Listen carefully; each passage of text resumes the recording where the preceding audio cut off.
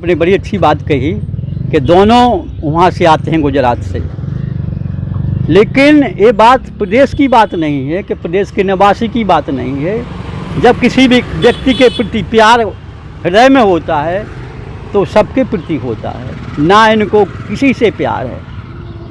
इनको यदि प्यार है, वो जो जी रहे हैं, ये वर्तमान सरकार जी रही है तो केवल पूंजीपतियों के लिए जी रही है।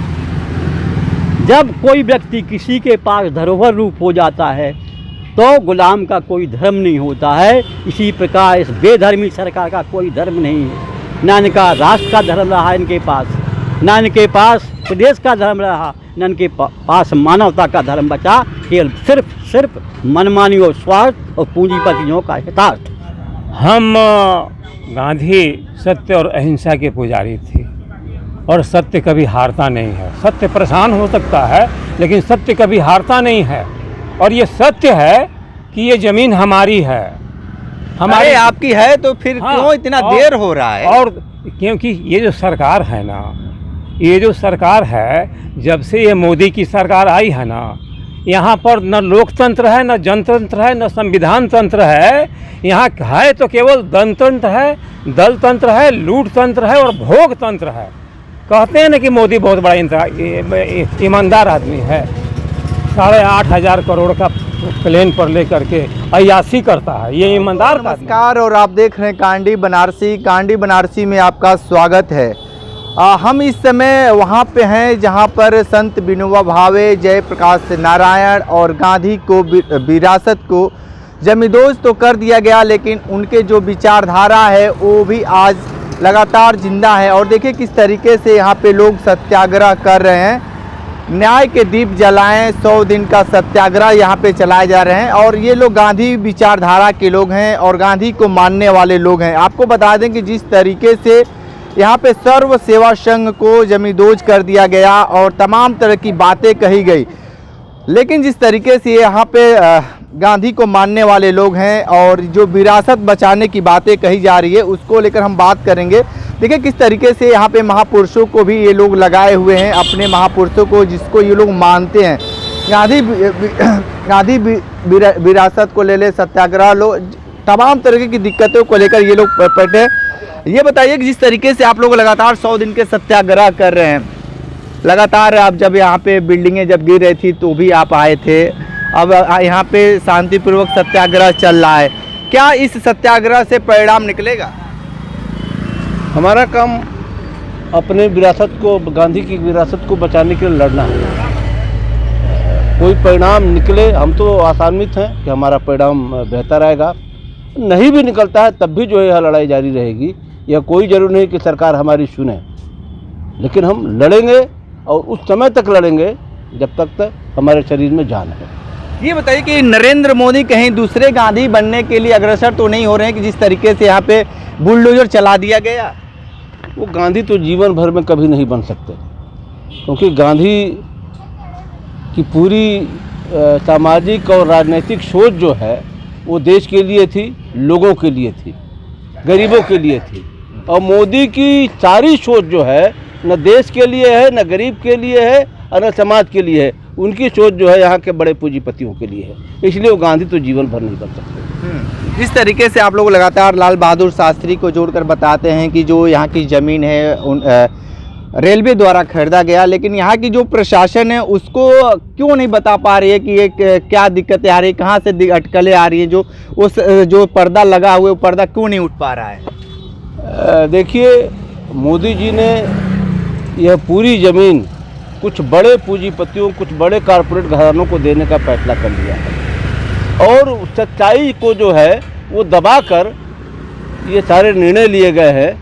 जबकि सब लोग जानते हैं कि लंबे समय तक जो है सर्व सेवा संघ ने अपना निर्माण कराया, कभी किसी सरकार ने, कभी किसी शासन ने नहीं रोका। भाजपा की भी सरकार रही अटल बिहारी वाजपेयी के ज़माने में, लेकिन चूंकि उनकी कहीं न कहीं एक पूंजीपतियों और कारपोरेट घरानों के प्रति आसक्ति है और उसको निभाने के लिए जो है इन तमाम चीज़ों को, गरीबों की ज़मीनों को उन्होंने छीना, सर्व सेवा संघ की ज़मीनों को छीना, तो शुद्ध रूप से जो है वो कारपोरेट के कुछ बेहतर के लिए जो है एक जिस तरीके से लड़ाई अब 100 दिन की हो गई है, सत्याग्रह चल रहा है और गांधी विचारधारा के तहत आप लोग एकदम शांतिपूर्वक अपनी बातें रख रहे हैं, लेकिन जिस तरीके से ये जो वर्तमान सरकार है, उस वर्तमान सरकार को लेकर क्या कहेंगे? वर्तमान सरकार तानाशाही के रूप पर चल रही है और नरेंद्र मोदी जी अपनी बात को ही कायम करने के लिए अडिग हैं। अब समझिए कि सन 60 में हमारी संस्था यहाँ बनी और अरबत काम करती रही और इसको रेलवे की ज़मीन बता करके धराशायी कर दी हैं। इस समय की सरकार जो है पूंजीपतियों के इशारे पर चल रही है और गरीबों को उजाड़ रही है। तो हमारी लड़ाई जारी रहेगी। यहाँ हमारे कार्यकर्ता 400 के करीब थे जो काम धाम करते थे, इसको उजड़ जाने से सब वापस बेरोजगार हो गए। हम लोग सड़क पर आ गए, हमारी विरासत को छीना गया, स्वतंत्रता संग्राम सेनानियों के धरोहर को छीना गया। बताइए हम लोग कब तक चुप रहेंगे? हम अपना धरना न्याय की दीप जलाते रहेंगे। न्याय की उम्मीद है और न्याय पाने तक हमारी लड़ाई जारी रहेगी। बिल्कुल। ये बताइए कि जिस तरीके से वर्तमान समय में जो बनारस का जो एक शांति का प्रतीक था सर्व सेवा संघ, आप लोग भी आना जाना था और यहाँ के तमाम लोग जो गांधी के विचार को जानने के लिए, पढ़ने के लिए और जयप्रकाश नारायण और संत विनोबा भावे के जानने के लिए यहाँ बनारस लोग आते थे। अब वो ज़मीन है नहीं, उस ज़मीन को एक सरकारी तंत्र ने अपने कब्जे में ले लिया है, वहाँ पे एकदम खाली कराकर अब वहाँ पे सिर्फ पेड़ पौधे ही बचे हैं जी। उस पे क्या कहेंगे, क्या है आपकी प्रतिक्रिया? अब भाई सारी बात करीब करीब आपने कह दी है कि जब यहाँ जो शांति के दूत थे महात्मा गांधी, वो केवल देश के नहीं थे, वो विश्व स्तर के व्यक्ति थे। वो संपूर्ण सृष्टि जगत के लिए जीते थे।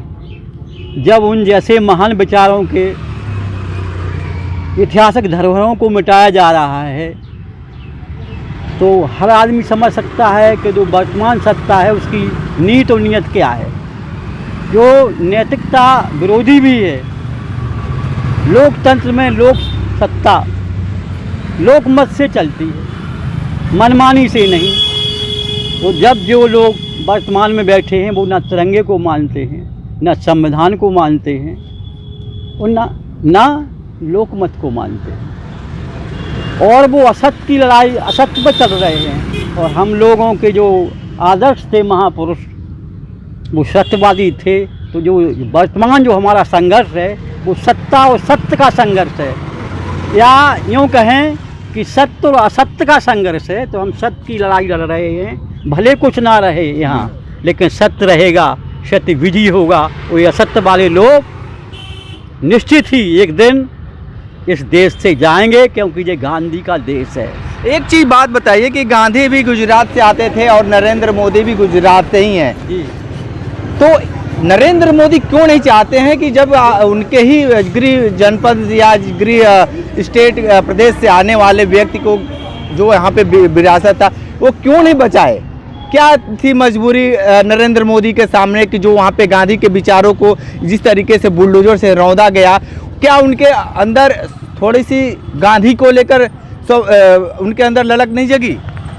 यदि जैसे आप कहें, आपने बड़ी अच्छी बात कही कि दोनों वहाँ से आते हैं गुजरात से, लेकिन ये बात प्रदेश की बात नहीं है, कि प्रदेश के निवासी की बात नहीं है। जब किसी भी व्यक्ति के प्रति प्यार हृदय में होता है तो सबके प्रति होता है, ना इनको किसी से प्यार है। इनको यदि प्यार है और ये जी रहे हैं, ये वर्तमान सरकार जी रही है तो केवल पूंजीपतियों के लिए जी रही है। जब कोई व्यक्ति किसी के पास धरोहर रूप हो जाता है तो गुलाम का कोई धर्म नहीं होता है। इसी प्रकार इस बेधर्मी सरकार का कोई धर्म नहीं है, ना इनका राष्ट्र का धर्म रहा इनके पास, ना इनके पास प्रदेश का धर्म रहा, ना इनके पास मानवता का धर्म बचा। केवल सिर्फ मनमानी और स्वार्थ और पूंजीपतियों का हितार्थ। लेकिन जिस तरीके से लगातार ये कहा जा रहा है कि ये नरेंद्र मोदी हैं, एकदम राष्ट्र को एक एक करने में जुटे हैं, तो क्या मानते हैं इसको फिर आप? ये राष्ट्र गुलदस्ता है, यहाँ सभी जाति धर्मों के लोग रह रहे हैं और उसी विचार पर हमारे ये धरोधर थी, जो इनके ऐतिहासिक महापुरुष थे, वो इसी विचार का इस देश चाहते थे। लेकिन आप देख रहे हैं कि जब उस विचार से इनको नफरत है तो उनकी धरोधरों से नफरत है और उनसे नफरत है। ठीक है। लगातार आप लोग सत्याग्रह शुरू है 100 दिन के लिए यहाँ पे कर रहे हैं, क्या कुछ कहेंगे इसके लिए जो सत्याग्रह पे लगातार आप लोगों एकदम गांधी विचारधारा के शांतिपूर्वक अपनी बातें कह रहे हैं लोग? देखिए, यहाँ जो घटना घटी है उसके प्रभाव को देखने के दो नज़रिए हैं। एक तो हम लोग यहाँ बैठे हुए हैं, आप पूछ रहे हैं, लोग पूछते हैं कि इस 100 दिन के सत्याग्रह से क्या होगा, और इतनी बड़ी आफत ढाई इस सरकार ने, जनता का समर्थन नहीं है। पिछले लोकसभा चुनाव का परिणाम देखें, हम लोग लगातार 22 जुलाई से जब से यहाँ खाली कराया गया, फिर 12 अगस्त को जो इसको ध्वस्त किया गया, तब से लगातार जनता के बीच में संपर्क करते रहे हैं, आंदोलन चलाते रहे हैं, जनता के बीच अपील करते रहे हैं। परिणाम स्वरूप आपने देखा कि जिस प्रधानमंत्री को पिछले लोकसभा चुनाव में 3.5 लाख से ज़्यादा मतों से जीते थे, वो किसी तरह से यहाँ की जनता ने उनको 1.5 लाख मात्र वोट से जीतने दिया। तो यह निश्चित रूप से ये दिखता है ऊपर से कि ये सत्ता में हैं, मनमानी कर रहे हैं, लेकिन जनता के बीच में जो इसका प्रभाव जा रहा है वो हमारे द्वारा चलाए गए आंदोलनों और सत्याग्रहों का परिणाम है।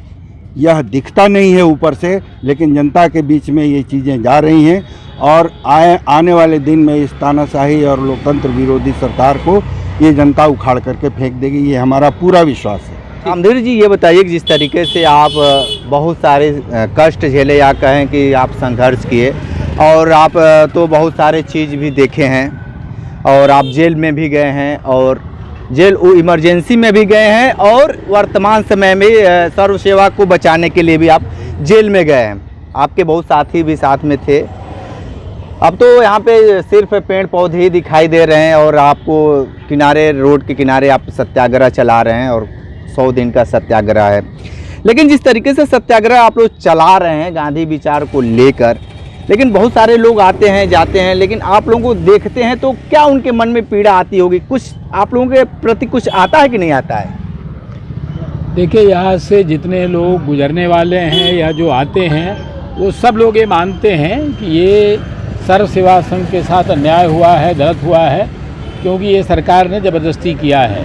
क्योंकि सभी को मालूम है कि ये सर्व सेवा संघ यहाँ 65 सालों से था और ये ज़मीन रजिस्ट्री की थी। ये हमने रेलवे से ख़रीदा था, बाकायदे स्टेट बैंक में चालान जमा करके, और तब मैंने उसको लिया था।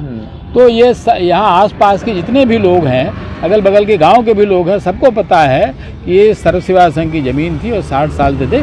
क्योंकि 65 सालों से कहीं भी अगर कोई आदमी रह रहा है, और ये जो बिल्डिंग थी जिसको उन्होंने गिराया है, ये नगर निगम के नक्शे के अनुसार बना हुआ था। नगर निगम ने पहले कहा था भाई ऐसे आप नहीं बना सकते हैं, तो उन्होंने बाकायदे नक्शा पास करके दिया था, तब बना है। हम नगर निगम में टैक्स जमा करते थे, हम पानी का भी शुरू में टैक्स जमा करते थे, इसलिए। और मुझे पक्का विश्वास है कि ये ज़मीन हमें मिलेगी ही।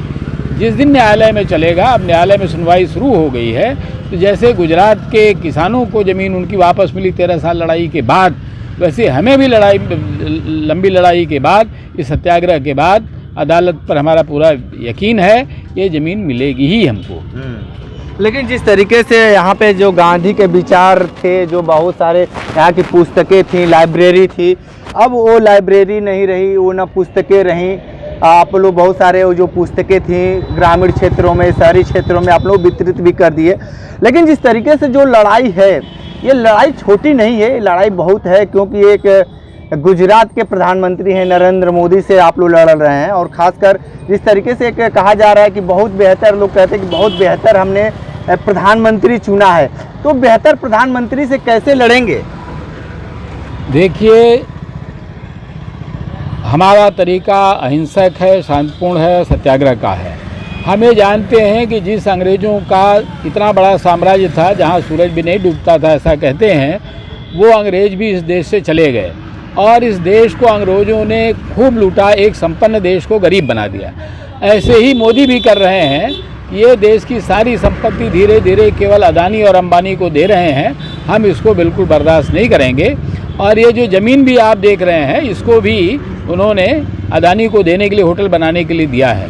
तो ये बनारस की ज़मीन को, गांधी विनोबा जयप्रकाश की ज़मीन को, जो जयप्रकाश जी यहीं पर रहते थे, और ये सारे जो भाजपा के आज के लोग हैं आकर किसी जयप्रकाश जी के चरणों में बैठते थे, उन्हीं की वजह से आज ये सत्ता में आए हैं और आज जयप्रकाश जी के इस विरासत को हटा रहे हैं। दुनिया कभी भी माफ़ नहीं करेगी और ये देश तो बिल्कुल माफ़ नहीं करेगा।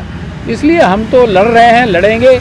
सत्य में और सत्याग्रह में बहुत ताकत होती है। अगर हमने अंग्रेज़ों को इस देश से भगा दिया है तो मोदी को भी इस देश से भगाएंगे, इतना तय है। क्योंकि भागे हुए तो अभी हैं।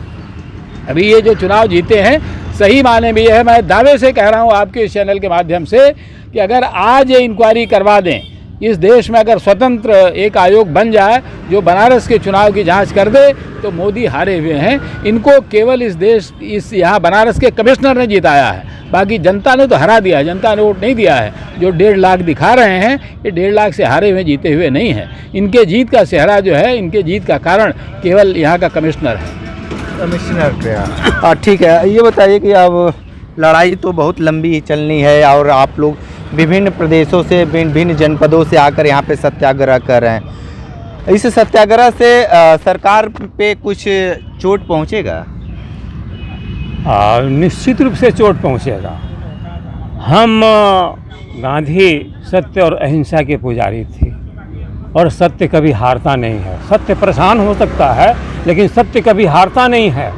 और ये सत्य है कि ये ज़मीन हमारी है, हमारे आपकी है, तो फिर क्यों इतना देर हो रहा है? और क्योंकि ये जो सरकार है ना, ये जो सरकार है, जब से ये मोदी की सरकार आई है ना, यहाँ पर न लोकतंत्र है, न जनतंत्र है, न संविधान तंत्र है। यहाँ है तो केवल धनतंत्र है, दल तंत्र है, लूट तंत्र है और भोग तंत्र है। कहते हैं ना कि मोदी बहुत बड़ा ईमानदार आदमी है।